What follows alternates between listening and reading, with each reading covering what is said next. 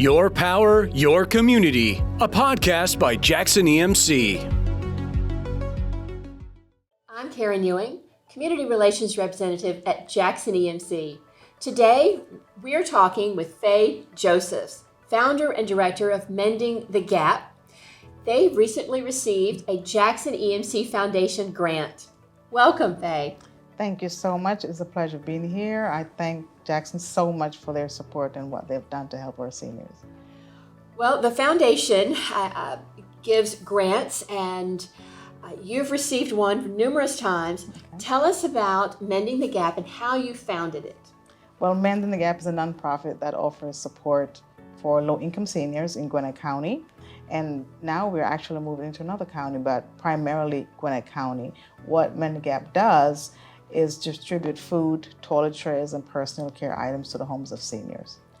You know, I did not realize until I read your foundation grant application that 90% of our seniors live below the poverty line. That's absolutely true. Many people do not know that as well. Many of our seniors are considered just individuals who receive Medicaid and Medicare, and so most people don't think about that. They think about seniors just stays in nursing homes and assisted living and are cared for, or they may have families that are caring for them. But they are a large group of seniors in Georgia right now that are actually living in extended stay motels. They are actually not able to pay their rent, not able to afford food and toiletry items. And so this is why Mending the Gap exists, to keep seniors independent, keep their own home, and help them to manage independently. And you founded it in 2011? Yes. But you didn't. How did you get to Mending the Gap? You started out working for the state. Yes, and I started you saw a need. For the state. Yes, I worked for the state for 14 years, processing food stamp and Medicaid. And my job was to process their benefits. And it was insulting, actually, that I would process a application for $14 or $15 worth of food stamp and then ask the seniors to submit so much verification for that $15. Also, a senior would receive $15 and then have to pay someone $30 or $40 to take them to the store to purchase the food that they have to get with that $15. And also, food stamp does not cover toiletry items. So that was a big thing that I thought that there was a need. And so that's the reason why I thought about how about we do something better for seniors.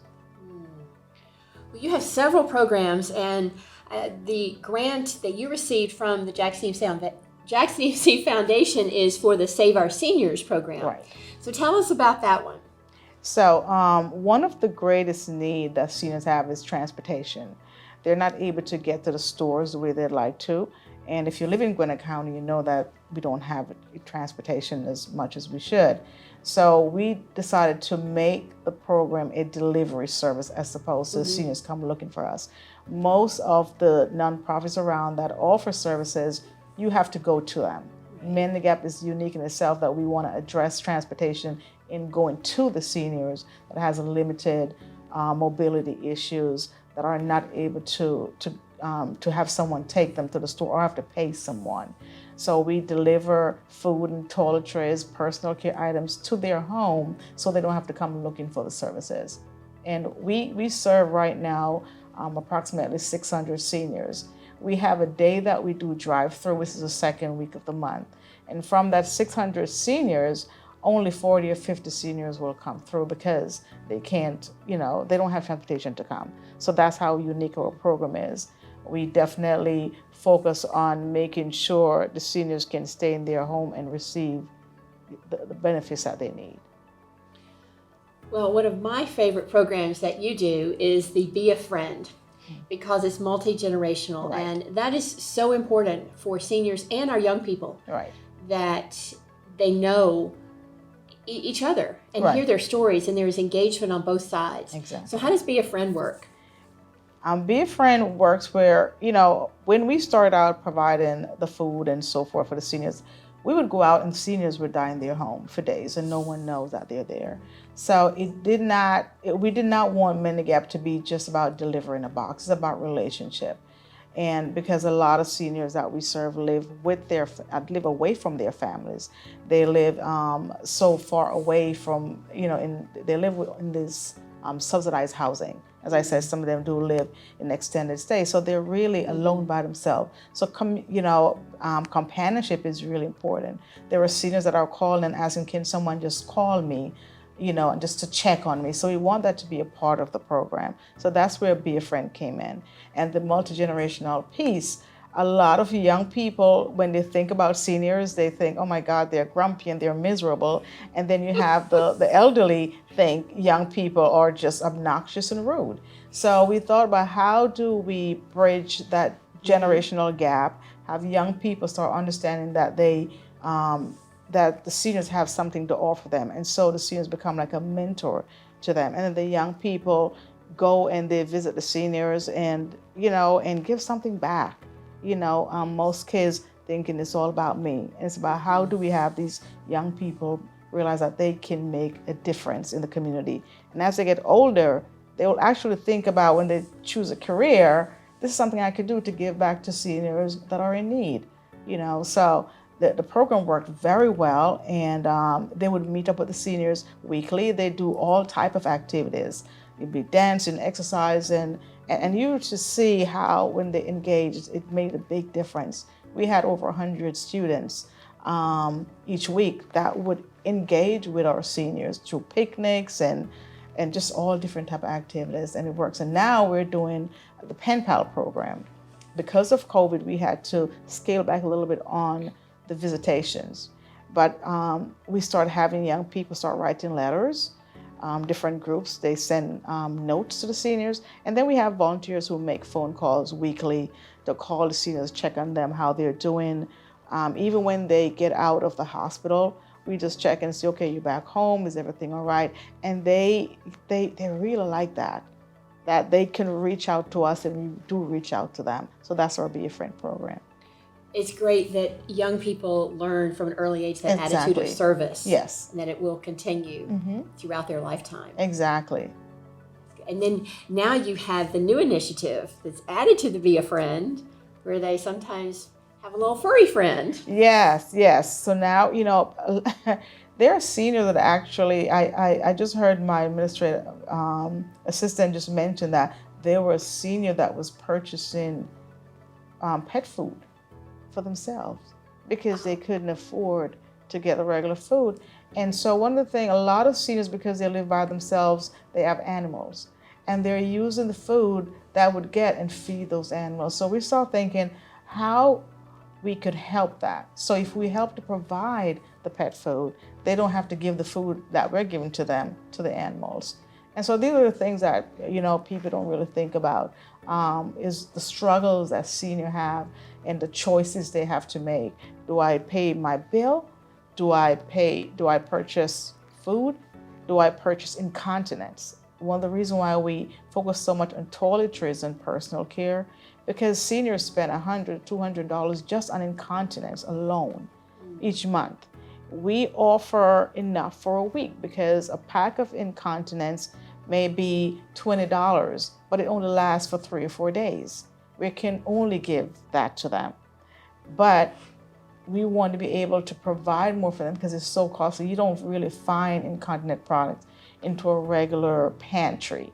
But we give that directly to the seniors, and they get it on a consistent basis. Stuff like Ensure for seniors that cannot eat certain foods. We make sure they have fresh produce. So we go over and above to make sure they have the necessities they need, the laundry detergent that is so expensive, the dish detergent. These are the things that we offer to them. And, and they have choices. They could call and let us know, I'm out of this. So we do a distribution the first week, 3 days. The second week we do a drive-through. The third week we do a major distribution again. And then if they run out of something, they can call us and say, I don't have food, I don't have stuff, and we'll run over there and bring them something. So it's to make sure that they remain independent. And so, Jackson Grant has been a blessing for us because we're able to do that. It's through the partners, it's through donations. Many times, with right now with the economy, we used to have a lot of donors. and that has changed, especially since COVID. And so we're grateful that Jackson is like a family donor for us, has consistently been there to help us, and so we're able to purchase the item that we need, because we just don't go just on the things we get donated. We actually go out and we buy the things that they need for each of their deliveries. So in addition to our members participating in our Operation Roundup program, which all goes to our Jackson EMC Foundation, how can our listeners or individuals help? Support us. Donate. Also volunteer. What would some of those volunteer opportunities be? It would be packing the boxes. We have, right now, I would say probably about 20 volunteers that assist us in packing. And we also work with other church groups that would come in and pack for us. So we pack during the week, Monday, Wednesday, and Friday. And also help with deliveries. That's major, because we deliver to all the cities in Gwinnett County. And we sometimes don't have enough drivers to deliver the boxes. We try to have each driver deliver between 7 and 8 boxes, and have the same drivers do that, because they get to build a relationship with the seniors. And so it's really imperative that we have enough drivers to make those deliveries. When it comes to times like the holidays and in the summer, our volunteer changes, and so we don't have enough people to help us. So for deliveries, for packing the boxes, to help on the days that we do drive-through, to help distribute those items that we need, that the seniors need. So there are various ways. Also in the admin part of things, we're looking to volunteers to help us write grants, fundraising activities. So we're looking for volunteers, because we are primarily volunteer-based organization.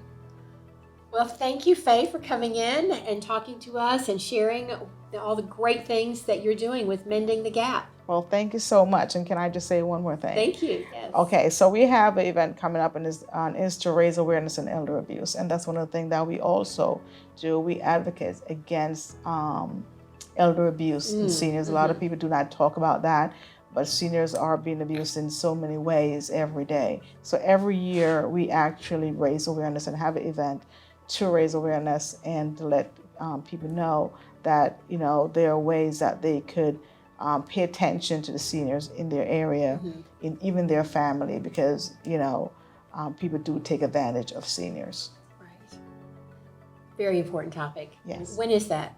It will be on September 30th at the St. Matthew's Church. Well, thanks for coming in, Fay. Thank you so much. And we appreciate it. We appreciate you very much. Thank you. Thanks for listening to Your Power, Your Community, the Jackson EMC podcast. Be sure to hit that subscribe button to hear more great stories like this one. This podcast is a production of BG Ad Group. All rights reserved.